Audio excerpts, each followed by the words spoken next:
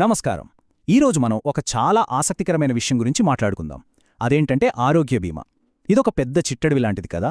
ముఖ్యంగా ఒక పెట్టుబడిదారుడు కోణం నుంచి చూస్తే ఇందులో ఎన్నో రకాల ఫీచర్లు కనిపిస్తాయి. మరి వాటిలో ఏవి నిజంగా విలువైనవి, ఏవి కేవలం కస్టమర్లను ఆకర్షించడానికి వేసే మార్కెటింగ్ ఎత్తుగడలు, దీన్ని ఒక పెట్టుబడిదారుడుగా ఎలా అర్థం చేసుకోవాలో ఈరోజు మనం చూద్దాం. ఇన్సూరెన్స్ వ్యాపారమంటే నిజంగానే ఒక యుద్ధం లాంటిది. ఈ పోటీలో ముందుండటానికి బీమా కంపెనీలు కస్టమర్లను తమవైపు తిప్పుకోటానికి ఎప్పటికప్పుడు కొత్త కొత్త ఫీచర్లనే ఆయుధాలను వాడుతూ ఉంటాయి. కానీ ఈ ఫీచర్లు కొన్నిసార్లు మనల్ని కాస్త గందరగోళానికి గురిచేస్తాయి. అసలీ పోటీ వాతావరణమే మన ఈరోజు విశ్లేషణకు పునాది.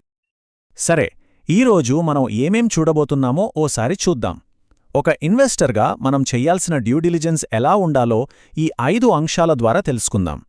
బీమా ఫీచర్లలోని అసలు విలువ ఏంటి, కేవలం మార్కెటింగ్ జిమ్మికులేంటి అనేవి ఎలా వేరు చేయాలో అర్థం చేసుకుందాం. బీమా మార్కెట్లో ప్రతి కంపెనీ కూడా ఫీచర్లనే ఆయుధాలుగా వాడుతుంది. కస్టమర్లను అలాగే ఇన్వెస్టర్లను ఆకర్షించడానికి ఇవి చాలా ముఖ్యమైన సాధనాలు. కానీ ఈ ఫీచర్ల పోటీ వల్ల కంపెనీల లాభాలపై కూడా ప్రభావం పడుతుంది. ఇది వినియోగదారులకు, పెట్టుబడిదారులకు కూడా ఒక పెద్ద సవాల్ను సృష్టిస్తుంది. అయితే ఇక్కడసలు ప్రశ్న ఏంటంటే, ఒక ఇన్వెస్టర్గా మన ముందున్న సవాలిదే. ఒక ఫీచర్ నిజంగా ఉపయోగపడేదా, లేక కేవలం అమ్మకాల కోసం వేసిన తెలివైన ఎత్తుగడనా అనేలా కనిపెట్టాలి.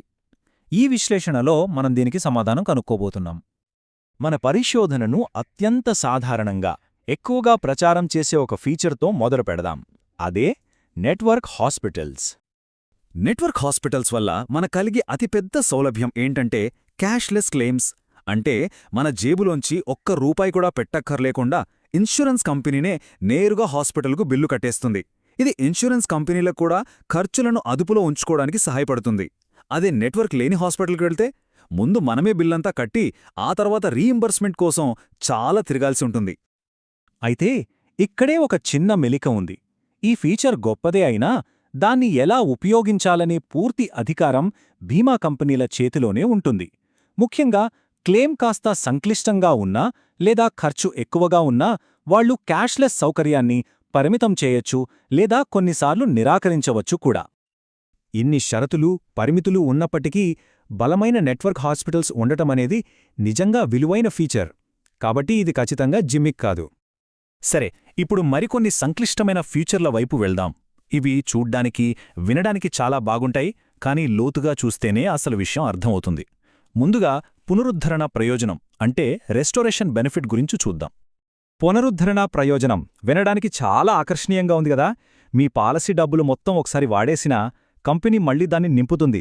ముఖ్యంగా ఫ్యామిలీ ఫ్లోటర్ ప్లాన్లలో, అంటే ఒకే పాలసీ కింద కుటుంబమంతా కవరయ్యే ప్లాన్లలో ఇది చాలా ఉపయోగకరంగా అనిపిస్తుంది.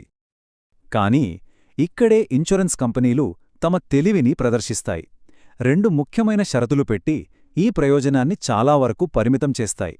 మొదటిది, పునరుద్ధరించిన మొత్తాన్ని అదే జబ్బుకు మళ్లీ వాడలేరు. రెండోది, మీ బేస్ కవరేజ్ మొత్తం 0 అయితేనే ఈ బెనిఫిట్ మొదలవుతుంది. ఈ షరతుల వల్ల ఈ ఫీచర్ మనకు అనిపించినంత గొప్పగా ఉపయోగపడకపోవచ్చు. కాబట్టి ఇది పూర్తిగా జిమ్మిక్ అని చెప్పలేం.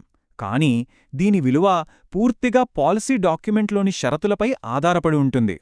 అందుకే కొనే ముందు జాగ్రత్తగా ఉండాలి అనే కేటగిరీలోకి వస్తుంది.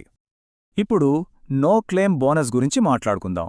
పాలసీదారులు ఆరోగ్యంగా ఉన్నందుకు, క్లెయిమ్ చేయనందుకు ఇన్సూరెన్స్ కంపెనీలు ఇచ్చే ఒక రకమైన బహుమతి ఇది. దీని ఒక చిన్న ఉదాహరణతో అర్థం చేసుకుందాం.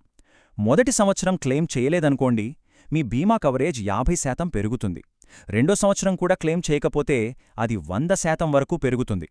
కాని ఎప్పుడైతే క్లెయిమ్ చేస్తామో అప్పుడు సంపాదించిన బోనస్లో కొంత భాగం వెనక్కెళ్ళిపోతుంది.